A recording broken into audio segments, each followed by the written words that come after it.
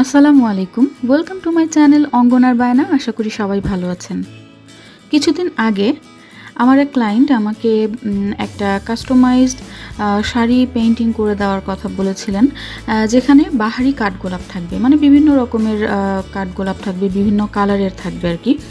তো ওনার ডিটেলস অনুযায়ী এই কাস্টমাইজ করা হয়েছিল শাড়িটা। এটা একটা সেমি মসলিন শাড়ি।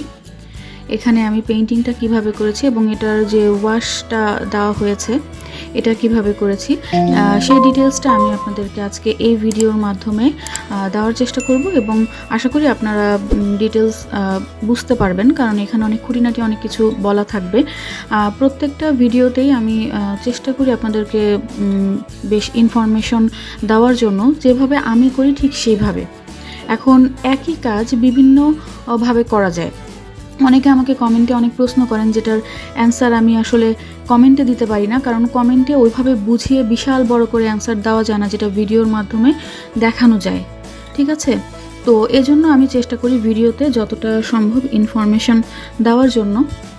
তাহলে চলুন আর বেশি কথা না বাড়িয়ে এই ভিডিওটা শুরু করা যাক।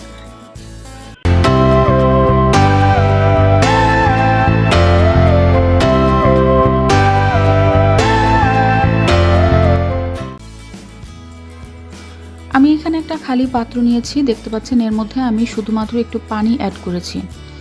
আমি যখন ওয়াশ পেইন্টিংটা করতে যাই তখন কিন্তু আপনারা আমার আরও অন্যান্য ভিডিওগুলো তো দেখে থাকবেন যে আমি কিন্তু আগে পানি ফেব্রিকে অ্যাড করিনি। হ্যাঁ, তো এক্ষেত্রেও আমি আগে ফেব্রিকে পানি অ্যাড করে নিব। তারপরেও আমি গিয়ে এখানে যে ওয়াশের জন্য কালারটা বানাচ্ছি সেটা আমি বেশ পাতলা করব। তো আমি এখানে সামান্য পানি নিয়ে তার মধ্যে শুধুমাত্র এনকে আর বাইন্ডারটা মিক্সড করব, ভালো করে মিশিয়ে নিয়ে তারপরে আমি গিয়ে কালারটা অ্যাড করব, যে ব্লু কালারটা আমি শাড়িতে ওয়াশ পেইন্টিং করার জন্য ইউজ করব সেটা। তো দেখতে পাচ্ছেন যে আমি এখানে শুধুমাত্র এনকে বাইন্ডার এবং পানির সাথে ব্লু কালারটা অ্যাড করে নিয়েছি।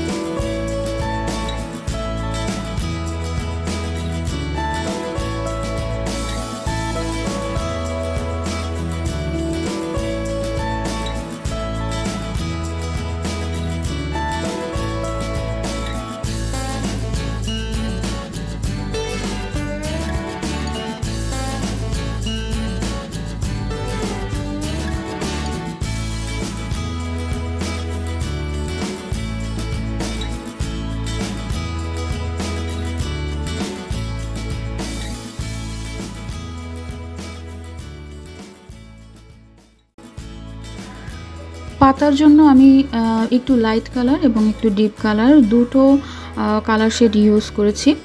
তো যেটা একটু লাইট কালার সেটার মধ্যে আমি ইয়েলো পোর্শনটা একটু বাড়িয়ে দিয়ে একটু হালকা কালার পাতার রংটা করে নিয়েছি। আর যেটা ডিপ কালার ছিল ওইটার মধ্যে হলুদের অংশটা একটু কমিয়ে দিয়েছি। এর আগেও আমি কালার মিক্সিংয়ে আপনাদেরকে দেখিয়েছি, এজন্য এই ভিডিওটাতে আর এগুলো দেখিয়ে বড় করছি না।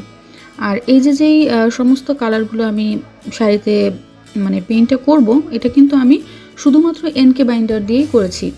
তবে হ্যাঁ, যে সাদা রঙটা আমি মানে কাঠগোলাপ আঁকার জন্য করেছি, সেই সাদা রঙটাতে আমি হোয়াইট পেস্টের সাথে এপ্রিটনটা মিশিয়ে নিয়েছিলাম। তাছাড়া আমার অন্য অন্য যে সমস্ত কালারগুলো দেখতে পাচ্ছেন সবই এখানে শুধুমাত্র এনকে বাইন্ডার দিয়ে করা। তবে হ্যাঁ, এনকের থেকে বাইন্ডার এবং এনকে এটা আসলে সমান সমানই দেওয়া, এটা কোনোটা বেশি বা কম এরকম দেওয়া না যে আপনাদেরকে আমি আলাদা করে বলবো যে এই অনুপাতে দেওয়া।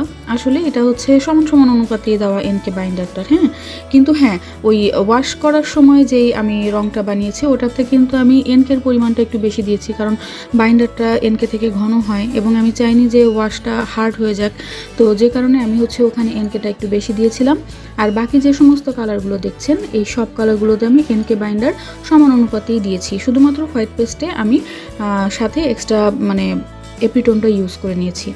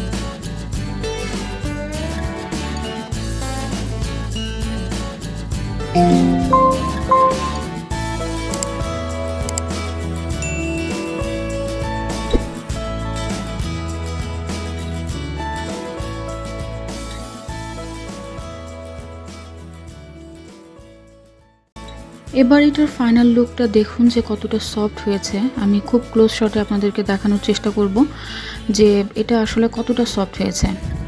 তো আবার দেখুন যে আমি যে শুধুমাত্র এনকে বাইন্ডার দিয়ে কাজ করেছি এটা কিন্তু কোথাও ছড়ায় নাই কারণ ফেব্রিকের কারণে ছড়ায় নাই। হ্যাঁ, তো কোন ধরনের ফেব্রিকে কিভাবে কাজ করা যায়, কিভাবে করলে কালারটা ছড়াচ্ছে না বা ছড়ালে কি পরিমাণ ছড়াচ্ছে, কেন ছড়াচ্ছে, এই সব কিছু যদি আপনারা একটু জেনে বুঝে পেইন্টিং করেন তাহলে দেখবেন যে পেইন্টিংটা যতটা স্মুথ হবে, সুন্দর হবে দেখতে। হ্যাঁ, তো আপুরও ভীষণ পছন্দ হয়েছিল এবং উনি যাকে দিয়েছেন সেও খুব ভালো রিভিউ দিয়েছে। আপনারা যদি এটা করতে চান তাহলে ট্রাই করতে পারেন। আমি আমার যে কোনো ডিজাইনই বলি যে আপনাদের ইচ্ছা হলে আপনারা এই ডিজাইনগুলো বাসায় প্র্যাকটিস করতে পারেন, কারণ এখানে হচ্ছে সব কিছু মানে আমরা বেশিরভাগই কাস্টমাইজ ডিজাইন করি। তো কাস্টমাইজ ডিজাইন করতে গেলে একজন আরেকজনের ডিজাইন দেখে থিমটা একই রকম রেখে কাজ করার চেষ্টা করবে, এটা খুবই স্বাভাবিক। এখানে কপি আর কাস্টমাইজের মধ্যে অনেক তফাৎ, যেটা অনেকে বুঝতে পারে না। আর যেটা হচ্ছে যে আমি আপনাদেরকে বেশ কিছুদিন ধরেই মানে ভিডিওগুলো বেশ তাড়াতাড়ি দিব করেও আমি দিতে পারি না। আমি বেশ অসুস্থ ছিলাম কিছুদিন যাবৎ, খুবই অসুস্থ ছিলাম, কিন্তু আমি বুঝতে পারতেছিলাম না যে আমার আসলে কেন এরকম হচ্ছে। তো পরবর্তীতে দেখা গেল আলহামদুলিল্লাহ প্রেগন্যান্সি ইস্যু। তো তো যেহেতু প্রেগন্যান্সি ইস্যু এসে গেছে এই জন্য আসলে কাজগুলো একটু সেভাবে গুছিয়েই করতে হচ্ছে, মানে ভিডিওতে অনেক বেশি সময় দেওয়া হচ্ছে না। তারপরেও চেষ্টা করব ছোট ছোট ভিডিও হলেও যেন নিয়মিত আপনাদেরকে ভিডিও দিতে পারি, কারণ কাজ করার সময় দেখা যায় যে অনেক কিছুই সামনে আসে যেগুলো হয়তো কয়েক মিনিটের ভিডিও হচ্ছে, কিন্তু এতে হয়তো আপনাদের অনেক উপকার হবে যারা নতুন কাজ করতে গিয়ে অনেক প্রবলেমে পড়েন। কমেন্টে অনেক সময় সব কিছু বুঝিয়ে বলা যায় না, চেষ্টা করব ছোট ছোট করে ভিডিও হলেও আপনাদেরকে নিয়মিত ভিডিও দেওয়ার। তো আমার জন্য সবাই দোয়া করবেন, ভালো থাকবেন। আজকের মতো এইটুকুই। আর এই শাড়িটা আপনারা পারচেস করতে চাইলে অঙ্গনার বায়না ফেসবুক পেজে নক করতে পারেন, এবং শাড়ি সম্পর্কে কোনো ডিটেলস নিতে গেলে বা এটার কাপল সেট, তারপরে হচ্ছে ফ্যামিলি সেট, পাঞ্জাবি থেকে শুরু করে বাচ্চাদের জামা, বা এটা যদি কামিজ বানাতে চান সেটাও করা যাবে। তো যে কোনো জিজ্ঞাসার জন্য আপনারা অঙ্গনার বায়না ফেসবুক পেজে নক করতে পারেন। আজকে যাচ্ছি, আজকের মতো এইটুকুই। সবাই ভালো থাকবেন। আসসালামু আলাইকুম।